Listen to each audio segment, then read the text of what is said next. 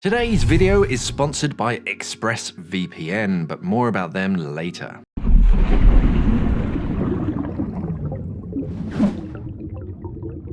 Hi everybody and welcome to the deep dive. In today's video we're going to be taking a look at your packing checklist, what you need to go through to make sure that you're packing everything that you need for a dive trip and you're not going to miss out on anything. Now the list is obviously going to be different for every diver and where you're diving, but the basics are gonna stay the same really. If you don't have all of your own gear yet, then that's fine. Just use the list to make sure that you've got what you have and then you're renting all of the right appropriate gear. Now, when I'm packing, I like to think head to toe. Start with your head, everything that goes on your head, and then work your way down. What would be there on a dive that I need to bring with me? And that way, it's a lot harder to miss something out. Check over your gear when you're packing it by checking the valves, stitching, the straps and things like that. I'd far rather notice something wrong than when I'm actually unpacking it on the other end and I go, oh no, this strap is broken or something. At least there you've got a bit more time to fix it or get a replacement. So for a quick packing list and a few tips on how to pack some bits and bobs, let's look at the packing checklist. The first thing you're going to need is your mask. That's a no-brainer. It doesn't matter whether you're diving in the tropics or in the Arctic Circle, you're going to need a mask. Most masks, they come with a box when you buy them new, but if you're trying to save some space, you can keep it safe inside of the foot pocket of your fins. If your fin foot pocket is nice and tough, that's quite a handy place to stow them away. If you're diving in a cold environment, then think about hoods as well to keep your head nice and warm. Hot places, then start thinking about sun hats to keep your head safe between dives, keep the sun out of your eyes. A snorkel, are you going to need a snorkel at all? After that, your regulators. Are they in good condition? When was the last time they were serviced or even used? Do they need someone to actually look at them? And you want to pack these carefully. A lot of divers, they actually carry them with them as carry-on, but they are pretty tough, and as long as you pack them with plenty of padding around them, like in the center of your kit bag, then touch wood, I've never had a problem. Check the hoses, make sure they're all screwed in nice and tight, and you should be fine. Down from your head, you go down to your body. Here you're thinking about your BCD. Make sure that you've got all of the pockets and the pouches that go with it, all the clips and things, they're all in good condition. But most of all, make sure that there's no water inside of the BCD, especially after the trip when you're packing to come home. After diving, it's not unusual to have a little bit of water on the inside of your BCD from dumping gas. Of course, if you're letting gas out, you're opening that valve, then water can get in. So save some weight, check there's no water on the inside sloshing around. Your BCD is also pretty good padding and can protect things inside of your bag. So I tend to put that at the bottom in a lot of cases because it just adds a bit of strength and padding. After your BCD, you need to think about exposure protection. You need something to keep you warm and covered wherever you're going. For warm waters, a rash vest is a minimum to keep you covered. It also reduces the need for sunscreen, especially when you're in the water. Shorties, wetsuits, extra layers and kind of stuff. Look at the normal water temperature for where you're going that time of year. Check your logbook for how much exposure protection you need to keep warm. Okay, someone says you can get away with a shorty, but if you feel the cold, then look through your logbook and you go, oh, okay, at that water temperature, yeah, I definitely need a 5 mil or something. Wetsuits don't like to be folded, so try to keep them as flat as possible and roll things if you can, and try and keep it on the top of the bag as well so they don't get crushed by stuff on the top of it.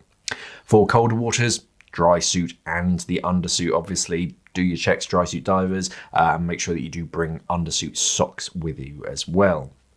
Down the body, I'm thinking about a DSMB and a spool. Most places require you to have one on you now, so make sure that you're packing one. A weight belt or integrated weight pouches in your BCD.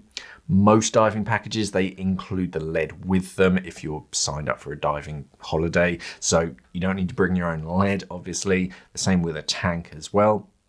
A dive knife, some kind of cutting device. Look for any local rules on the size of dive knives. If you carry a huge one, some places don't like you carrying around huge dive knives around, so do your homework first. An underwater torch. Even if you're not planning on any night dives, a torch is a really handy piece of kit to have with you, just looking into dark places, but more importantly, being seen in the water, especially at night. On top of that, some kind of signaling device like a whistle so that you can be seen and heard in the water. If you do have a GPS beacon or like an EPIRB or something, bring that as well because they're fantastic. When it comes to arms, I'm thinking about my dive computer.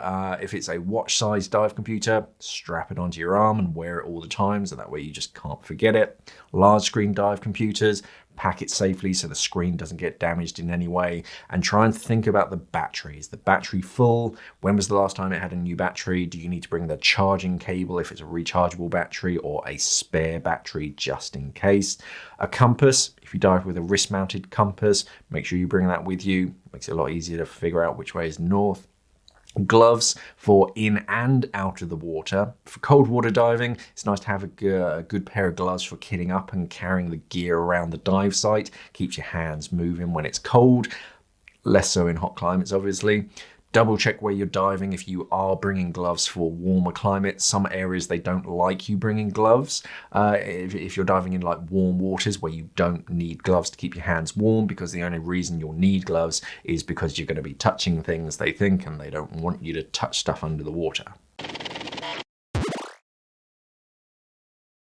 For your feet, fins and boots. You'll need a pair of boots, obviously, with your open heel fins, so don't forget those. Fins, both of them. Check they're all in conditions, the straps and stuff, but that's about it for your feet. If you're doing a lot of diving, then bringing your logbook is a good idea. It saves the memory on your dive computer. You don't want it to be sort of overwriting itself. You don't necessarily need to bring the entire thing, just enough blank pages to log every dive on your trip.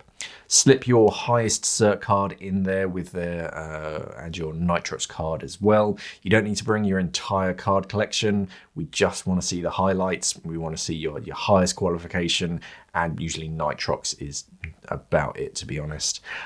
Spares and tools are often a good idea to bring with you. How far you go is really up to you. Don't feel like you need to bring an entire tool chest with you, but I often bring a decent adjustable spanner with me and some Allen keys appropriate to my regulators.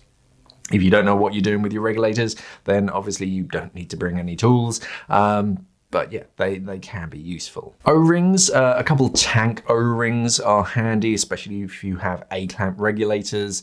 A spare mouthpiece for your regulator with a cable tie as well. They're always handy if one breaks. Another mast strap and a fin strap. All of those, they'll get you out of a lot of problems. Eardrops as well. Take good care of your ears on a diving trip. You need to keep the nasties out and the water as well. You have to keep your ears nice and dry to keep them working properly. Too many times your ear just kind of aches, and it's just because water has just been soaking in, and yeah, nasty start to grow on the inside. Small dry bags. Very handy in and around the water. You want to keep your stuff like your mobile phone, your keys, your wallet and stuff, keep that safe and dry. So a small, like a 5-litre dry bag, very, very useful. A couple pens, always useful to have sort of handy on you at all times, especially if you're crossing borders, forms and visas and stuff. Being stuck on an aeroplane when you're expected to fill out forms but you don't have a pen, that just sucks. So it's nice to have at least one on you at all times.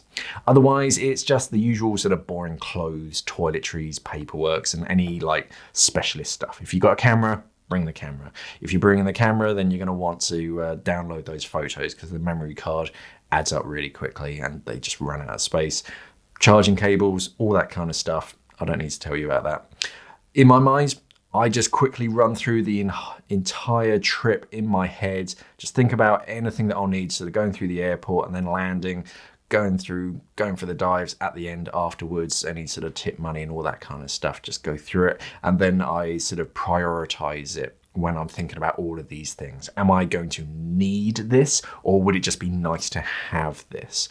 When you start off, you bring everything, all these kind of books and stuff to it's just, you never end up reading it, or at least I don't. I don't tend to pack too heavy now anyways for a dive trip, mainly the essentials and then just anything that will get me out of trouble if something breaks, and a few clothes if there's space. But for the diving, regulators, BCD, dive computer, mask, fins, DS&B, knife, torch, those are your real essentials.